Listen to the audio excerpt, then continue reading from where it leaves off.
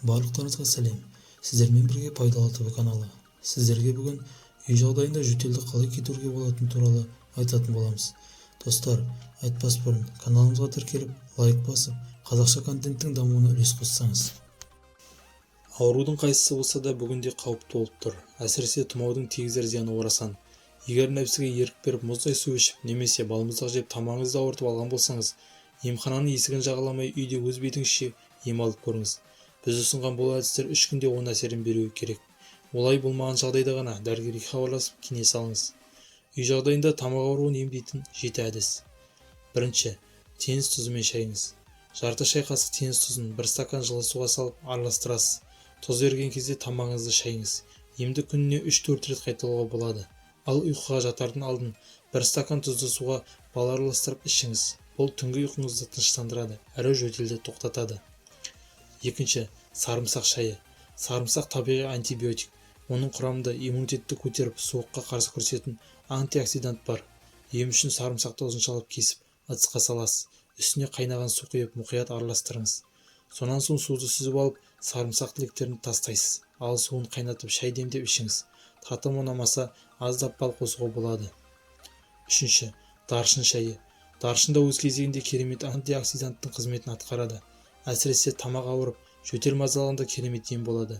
Ол үшін 1 стакан қайнаған суға 1-2 тал даршынды қосып, отқа қоясыз. Шамамен 3 минуттай қайнаған соң суды сүзіп алып, көк немесе қара шай қосып демдейсіз. Даршын шайы жөтелді емдейді, тыныс алуды жақсартады. Төртінші, тауық сорпасы.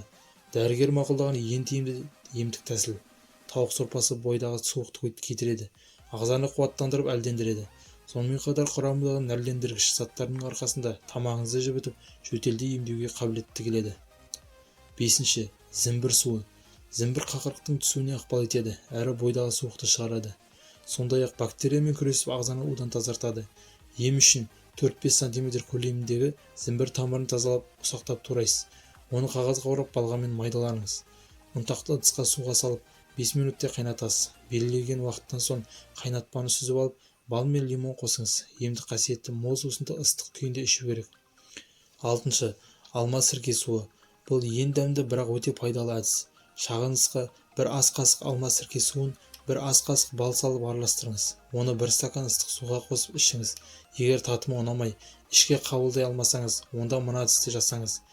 2 ас қасық алма сірке суы мен жарты шыны суды араластырып тамағыңызды шаясыз. Жетінші, бал микробпен күресетін керемет тәсіл. Қолдануы да қарапайым. Бар болғаны 2-3 минуттай 1 ас қасық балды тамағыңызды ұстап тұрсаңыз жеткілікті. Бұл микробты өлтіріп тамағыңызды емдейді, тыныс алу жолдарын ашып, қақырықтың тез түсуіне ықпал етеді. Міне, ардақты оқырман, бүгінде түшкіру, жөтелу өте қауіпті белгілер болып тұрған шақта барынша абайлайық. Осы әдісті өзімізге де жақындарымызға да жасап, аурудың алдын алайық. Ауыра қалған жағдайда асқынуға жол бермейік.